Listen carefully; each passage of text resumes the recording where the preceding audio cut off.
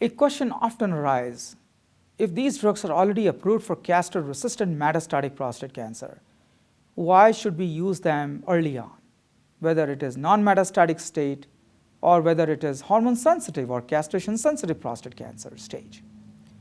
And I think we have seen a very consistent theme emerging from all these multiple trials over last, I think, 6 years, that earlier we used these drugs, the magnitude of improvement in overall survival and progression-free survival is higher, is a consistent theme. So it's something to do with biology. If you use these drugs earlier, does the biology gets affected in a way that there's such a higher magnitude of survival impact or magnitude of improvement in survival? Answer is likely yes. So as we can see, if you look at enzalutamide in castrate-resistant prostate cancer setting, in castrate-resistant metastatic prostate cancer setting, the progression-free survival is in the range of 12 to 14 months.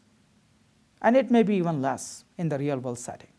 But if we move enzalutamide to non-metastatic castrate-resistant prostate cancer setting, we see almost 22-month improvement in delaying of metastasis, which is, by the way, we don't want in our patients.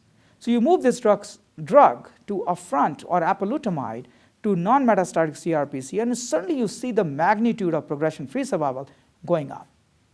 And we are seeing the same thing with hormone-sensitive metastatic prostate cancer. So we see you move these patients to upfront use in castrate-sensitive metastatic prostate cancer setting, we see even a higher magnitude of improvement in overall survival and radiographic progression-free survival.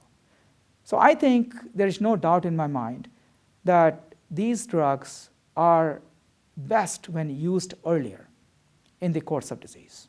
6 years ago, when we saw enzalutamide, abiraterone getting approved for castrate-resistant prostate cancer, there was a lot of excitement that yes, now we have drugs which are not chemotherapy and which have meaningful impact on survival and quality of life for our patients. But now we are seeing these drugs moving up. So we just saw a few months ago apalutamide showing tremendous improvement in overall survival and radiographic progression-free survival in castrate-sensitive metastatic prostate cancer. Enzalutamide did exactly the same thing. So all these drugs are moving upstream to be used either in hormone-sensitive or castrate-sensitive metastatic prostate cancer or non-metastatic castrate-resistant prostate cancer. This is great news for our patients because these drugs are definitely improving survival in a very meaningful fashion when used earlier during the course of disease. But that also poses new challenges for us.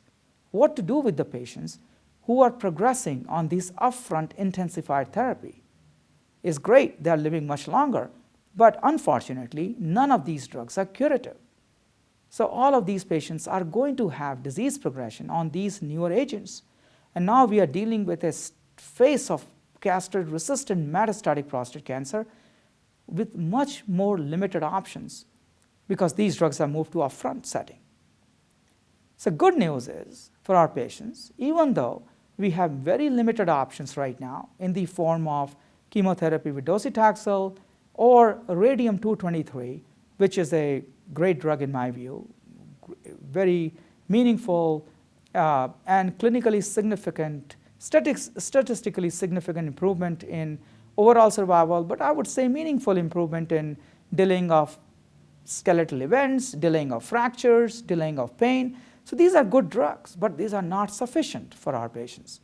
So what we are looking at, so even though we do not have anything approved yet, field is rapidly evolving. There are multiple phase 3 clinical trials going on using a new class of drug known as Parp inhibitor, poly-ADP ribose polymerase inhibitor. These enzymes are critical for DNA repair in patients who harbor DNA repair defects in their tumors, but also based on recent data, these drugs may have efficacy in those patients who do not have traditional DNA repair defects in their tumors. And there are multiple clinical trials going on using these newer agents known as Parp inhibitors such as talazoparib in combination with enzalutamide. This is a phase 3 registration trial. There are other trials going on combining olaparib with abiraterone. There are many other drugs. So this is one class of drug. But then there is another class of drug which is already being used in many other settings, many other cancers, but have not been able to garner approval in prostate cancer yet. And those are immune checkpoint inhibitors.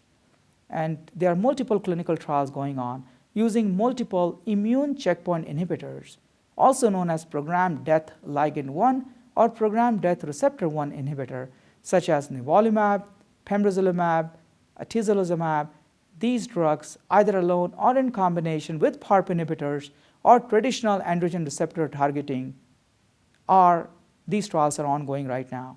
And we hope to see very exciting results in next 1 or 2 years.